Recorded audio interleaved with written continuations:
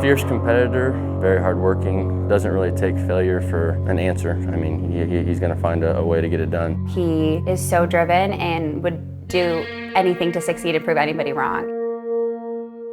I think that's part of my success too, is having to fail a lot and always being overlooked and having to prove everybody wrong, which it's something that makes me like kind of, wake up every day, try to prove everybody wrong kind of thing, just because I've been overlooked so much. It seems like as the stage gets bigger, he gets bigger and he competes, and everything that he's gotten, he's earned, going in college, how he started out, a late round draft pick. It's based on his work ethic and his tenacity and just his competitive nature. Luke Voit is a self-made player through his work.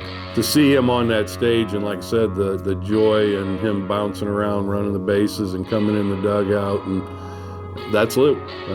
But hell, who wouldn't be happy being in New York playing in the big leagues?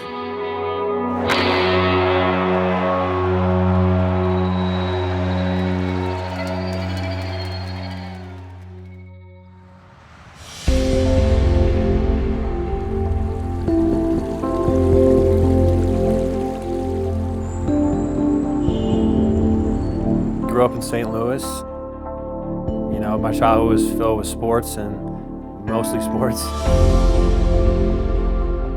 Grew up, big Cardinals fans, big Rams fans when they were here, and going downtown and going to sporting events. But mostly it was, me and my brother and our neighborhood friends, just playing football, baseball, basketball, anything kind of ball we get our hands on, and whether I was shooting hoops, playing with football in the backyard, always wrestling, playing football, that kind of stuff. I mean, sports have always been my life, and I guess preparing myself for what I am doing now. So.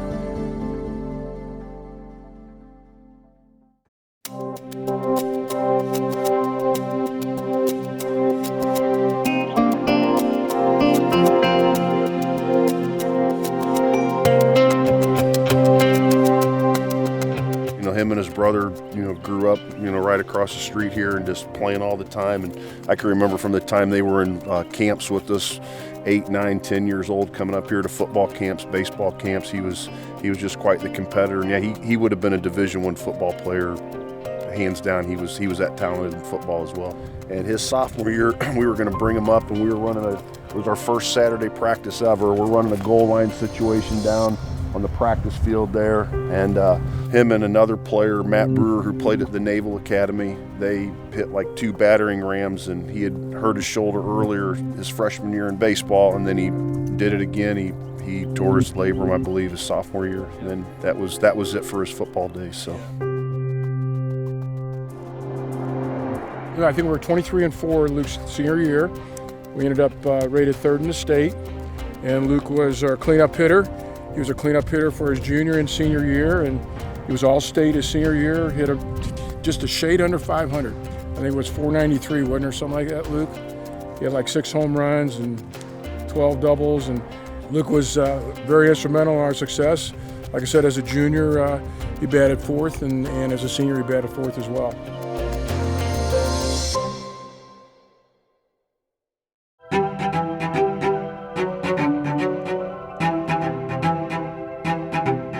I just wasn't mature enough, for sure. Too immature in the fact that I still felt like I had a lot to learn with baseball too, and I got lucky enough to have 2 great coaches, at Missouri State, who kind of took me under their wing and made me a man, I guess. I felt like I wasn't ready. I think the biggest thing is he just had to mature as a person. He would go on his little rants. He would get ticked off if he didn't get hits. He would get frustrated. He was a little bit of a helmet thrower, bat slammer in the bat rack. All the fire and passion that he has now, he had then. But sometimes it didn't come out in a real positive way. He had a little bit of a temper. He'd get down on himself, just things young players go through. And I think it was a natural growth process, and he certainly put the time and effort in here.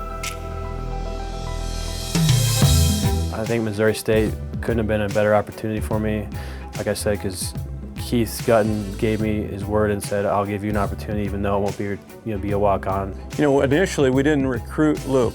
We had 2 catchers, but when it appeared that the catcher we had was going to be drafted, we were just kind of like, well, I hope we don't lose the junior college catcher. Of course we did.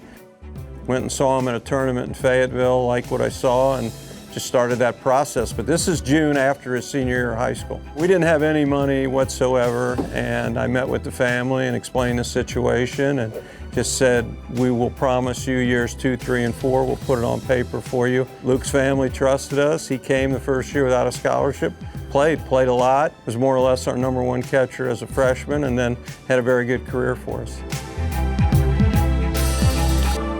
He was the guy that you kind of wanted to hang around. Whether, like I said, whether it be on the field, off the field. He really knew when to have fun and then obviously get to work. And that's, in my opinion, one of the things that has led to his success for sure.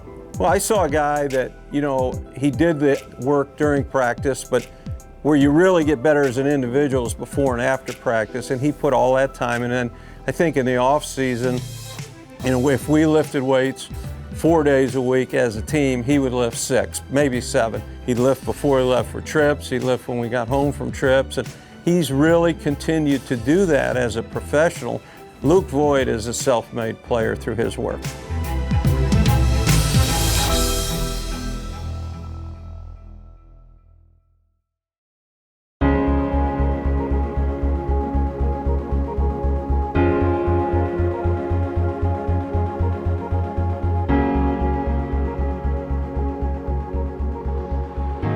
One on, 2 down, Musgrove fires, and a fastball is hammered deep to left field. That ball is long gone. Ortiz fires, and it's swung on and crushed deep to left field. Back at the wall, that ball is gone. Curveball, and he did it again. That's to left center field. It's a matter of how far onto the bluff. Oh, my goodness. Over the right corner of the bluff and gone. I'll never forget when he called me and he got called up and he's like, I'm coming home, I did it, I'll be there. And it was just, it's that exciting moment of like, you work tirelessly from the lower levels up, and to say that you can make it and those few people that do, it's, you don't know where your baseball journey will take you, but it's so proud of how much he's accomplished and how much he's going to continue to accomplish. We know the sky's the limit, so. St. Louis area native, a graduate of Lafayette High School. Same high school that produced David Freese and Ryan Howard. Voit was having some season in Memphis. Luke, listen to this crowd. And Voit hits it into right center field, his first ever major league hit. It's a double into the gap in right center. And what a moment for the St. Louis Kid.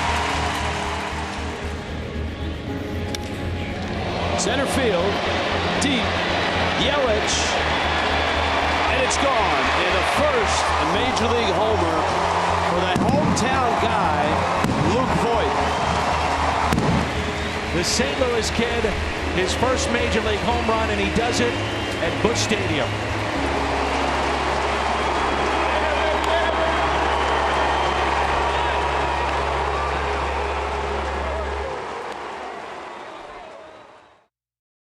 So if you're the Yankees, how do you try and make the most of your assets? Well, you swing a trade, and that's what they did. Shrieven Gallegos for Voit, a right-handed hitting first baseman, cup of coffee with the Cardinals this year. In 8 games, 1 home run.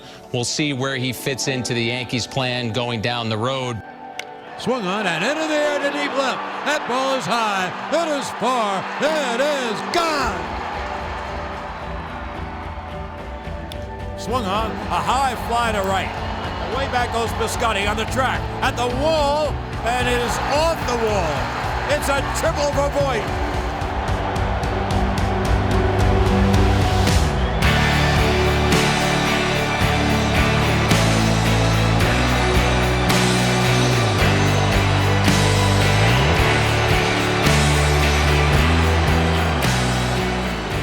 I can see him walking into the clubhouse with his shirt buttoned down and his bats and his, and here I am, boys.